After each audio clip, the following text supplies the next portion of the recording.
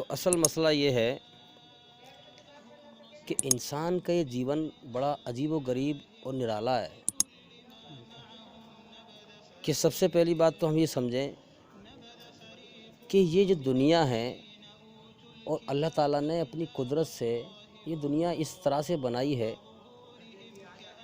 کہ ہر انسان کو یہاں اپنے جیون کا اگلے پل کا بھروسہ نہیں ہے، مگر بڑا عجیب سسٹم ہے کہ بھائی دنیا میں پھر بھی انسان ایسے جی رہا ہے جیسے کہ دنیا میں ہمیشہ رہے گا، یہاں سے کبھی جائے گا ہی نہیں۔ یہ بڑی وچتر باتیں ہیں اور حقیقت ہے، ان پر انسان دھیان نہیں دیتا، ان پہ غور نہیں کرتا کہ یہ ایسا عجیب و غریب سسٹم ہے کہ آج ہم دیکھ رہے ہیں جتنے بھی لوگ دھرتی پہ ظلم جاسی کر رہے ہیں اور فساد پھیلا رہے ہیں، یہ ان کی عقل دھوکہ کھا رہی ہے، نگاہیں دھوکہ کھا رہی ہیں۔ کیسے کہ اندازہ لگائیں کہ یہ دنیا میں روز ہر زندہ انسان روز یا تیسرے دن اپنے جیسے انسانوں کو مرتے ہوئے دیکھ رہا ہے، مگر پھر بھی اپنی موت سے بے خبر ہے اور بے ہوش ہے۔ ہاں، غفلت تو ہے، غفلت میں جانتا ہے کہ مرنا تو سب کو ہے، جوان سے بھی کہتے ہیں لوگ ارے مرنا تو سب کو ہے بھائی، لیکن وہ غفلت ہے، ایک عجیب یہاں کا سسٹم ایسا ہے کہ اگر کہیں اندھیرا ہو رہا ہو، لائٹ نہ جلی ہوئی ہو تو اس کو تو خیر مان لیں گے بھئی اندھیرا ہے، یہاں کچھ چیز دکھائی نہیں دے رہی، مگر یہ قدرت کا کچھ ایسا چمتکار ہے اس دنیا کے اندر، زمین و آسمان کے بیچ کچھ ایسا سسٹم اللہ کا بنایا ہوا ہے کہ یہاں دن کی روشنی میں بھی انسان دیکھ کر بھی اندھا ہے۔ اس کے سامنے لوگ کتنے مر کے جا رہے ہیں اور اپنی موت سے بے ہوش ہے، اندھا ہے۔ اسی کو کہا گیا قرآن میں کہ تم مردوں کو نہیں سمجھا سکتے، مردے کا مطلب قبر کے مردے نہیں، چلتے پھرتے زندے مردے، جو آنکھ دیکھ کر دیکھا کہ سامنے والا آج مر کے یہ جا رہا ہے، کل کو میرا بھی نمبر ہے، موت سے کس کی یاری ہے، آج میری کل تیری باری ہے، موت سے کسی کی یاری نہیں ہے۔ اور دنیا اور آخرت کے بیچ صرف ایک سانس کا فرق ہے، اگر سانس چل رہی ہے تو دنیا میں ہیں ہم، اور سانس رکی تو آخرت میں پہنچ جائیں گے۔ تو یہ ایک ایسا عجیب و غریب سسٹم ہے بھائی کہ میں اپنے اندر غور کروں اور سوچوں کہ جس قدرت نے، جس اللہ تعالیٰ نے مجھے بنایا ہے، جس مالک نے مجھے بنایا ہے، یہ سارے احساسات، سارے خیالات، ساری میری سوچ جو قرآن میں ذکر ہے کہ ہم نے انسان کی رچنا بنائی، میرے اندر جو ہے ایسی اس نے رچنا بنائی ہے، میں چاہتا ہوں مجھے ہمیشہ کے جیون ملے، مجھے کبھی موت نہ ملے۔ اور دنیا میں تو ایسی میں بھیج دیا ہے کہ جہاں تو کبھی بھی مر سکتے ہیں ہم۔ ایک چھائیں دیکھو کیسی بنا دی اس نے ہمارے اندر، اسی کو کہا گیا ہے کہ ہم نے انسان کی رچنا بنائی اور انسان کے اندر جنت کے شوق رکھے، جہنم کے خوف رکھے، شیطان کی برائی سے نفرت رکھی، اپنی اچھائی سے محبت رکھی، سکون رکھا۔ جب ہم کوئی اچھا کام کرتے ہیں تو قدرت ہمارے اندر سکون پیدا کر دیتی ہے اور ہمیں اشارہ کرتی ہے کہ ہاں یہ اچھا کام ہے، اس پہ چل میرے بندے، اس پہ چلنے کا سنکیت دیتی ہے، اس پہ چل، اس کا انجام موت کے بعد بھی اچھا ہوگا اور دنیا میں بھی اچھا ہوگا۔ اور جب ہم کوئی پاپ کرتے ہیں، کوئی گناہ کرتے ہیں تو قدرت ہمارے اندر بے چینی پیدا کر دیتی ہے، دل گھبراتا ہے ہمارا، پیر ہلکے ہوتے ہیں، ایک اتھل پتھل ہوتی ہے، قدرت گھنٹی بجاتی ہے کہ رک، اس سے رک، اس کا انجام دنیا میں بھی برا ہوگا اور موت کے بعد بھی برا ہوگا۔ یہ ایسری رچنا ہے۔ اسی رچنا کے تحت ہم دیکھیں اور غور کریں کہ ہم ایکانت میں بیٹھ کر سوچیں کہ کیا کیا ہمارے اندر ایسری رچنا ہے۔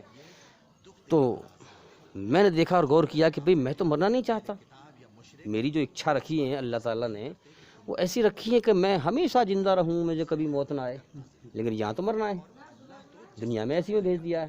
اب سنکیت کہاں جاتے ہیں قدرت کے، اس پہ سمجھنا ہے ہمیں۔ میں تو نہیں چاہتا کہ مجھے دکھ تکلیف ملے، لیکن ساری عمر کوئی مجھے دکھ تکلیفوں میں گھیرتا رہتا ہے میرے نہ چاہنے کے باوجود۔ میں تو نہیں چاہتا کہ میں جوانی رہوں، مجھے بڑھاپا نہ آئے، میں چاہتا ہوں کہ مجھے بڑھاپا نہ آئے، میں جوان رہوں ہمیشہ، لیکن جوانی کب کر نکل گئی مجھے پتہ بھی نہیں چلا۔ تو یہ کیا ہے پھر؟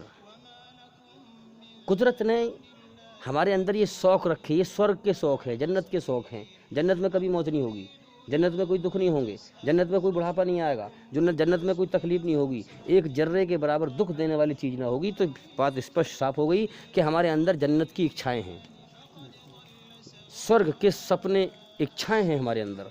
वो इच्छाएं देकर हमें यहाँ भेजा है। और इस जहान को, इस दुनिया को मालूम है कैसा बना दिया है? दुखों का घर, तकलीफ़ों का घर, बीमारियों का घर, मुसीबतों का घर, परेशानियों का घर, आफतों का घर, खतरों का घर। मैं तो इस नतीजे में पहुँचा हूँ अभी तक कि दुनिया में हर चीज़ की कमी हो सकती है, लेकिन एक चीज़ की कमी नहीं है भाई साहब, एक चीज़ की कमी नहीं है। उस चीज़ की इस दुनिया में इतनी भरमार है, इतनी भरमार है, इतनी भरमार है जिसकी कोई हद नहीं। किस चीज़ की? दुखों की, गमों की, परेशानियों की, मुसीबतों की, खतरों की, मौत की, बीमारियों की, तकलीफ़ की भरमार है, कोई खुश रहा है। भरमार। हादसों की, एक्सीडेंट की, लड़ाई की, दंगों की, झगड़ों की, फसाद की भरमार है। ऐसी दुनिया में इंसान जो दिल लगाए वो कितना बड़ा पागल है, वो कितना बड़ा पागल है, अंदाज़ा लगाएं आप। जो ऐसी खतरों की जगह पर दिल लगाए वो कितना बड़ा पागल है। जो अपने रब की, अल्लाह ने ये क्यों करी भरमार इस चीज़ की? ताकि मेरा बंदा इस दुनिया में दिल ना लगाए, मेरी तरफ ध्यान लगाए, तो मैं इसको फिर ईमान नसीब फरमाऊँ।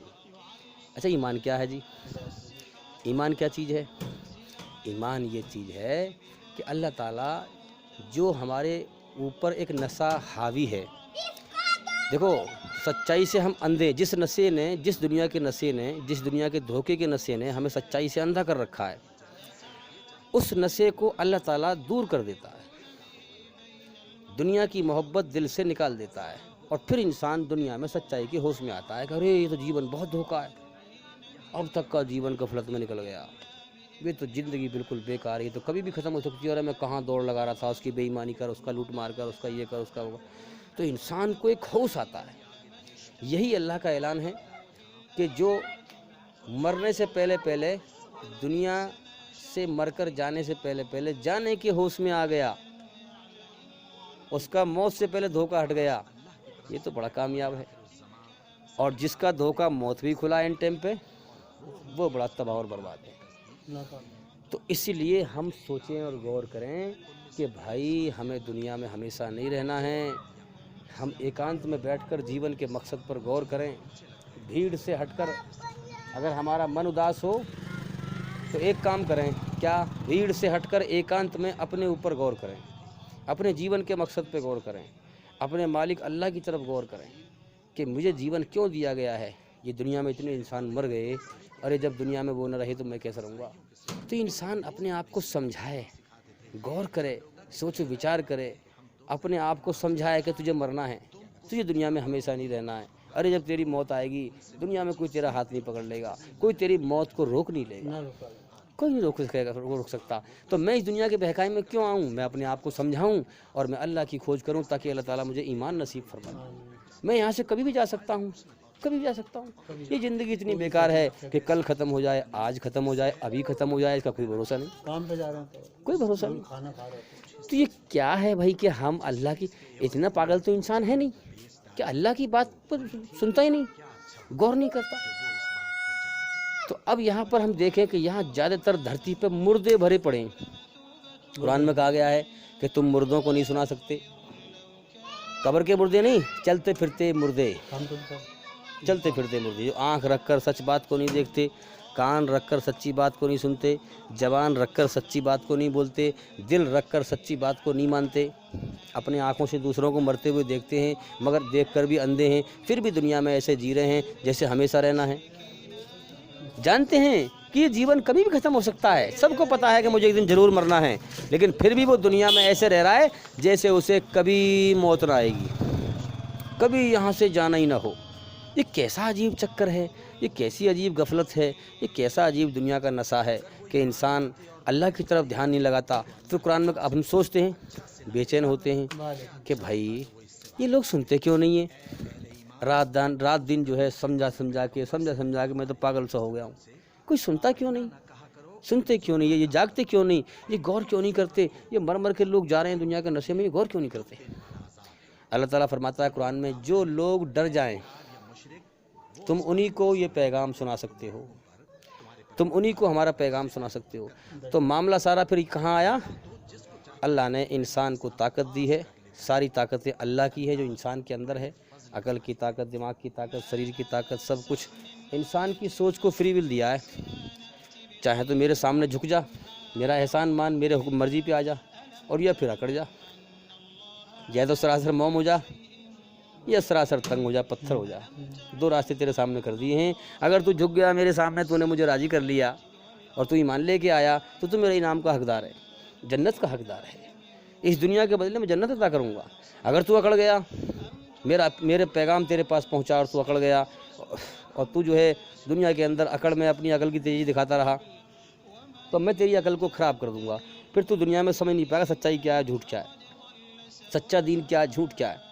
اگر تو بغیر ایمان کے آیا، تو پھر تو مرنے کے بعد تباہ اور برباد ہے، میری جہنم تجھے جلا کر راکھ کر دے گی۔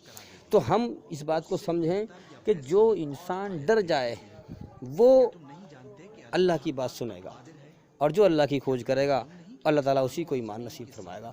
ایک حدیث میں آتا ہے کہ اللہ تعالیٰ نے ایمان آسمان پر سے کم اتارا ہے، کیونکہ اللہ تعالیٰ انتریامی ہے، وہ جانتا تھا کہ دنیا میں میری کھوج کرنے والے کم ہوں گے، دنیا بٹورنے والے زیادہ ہوں گے۔ تو جو اللہ کی کھوج کرے گا اللہ تعالیٰ اس کو ایمان دے گا۔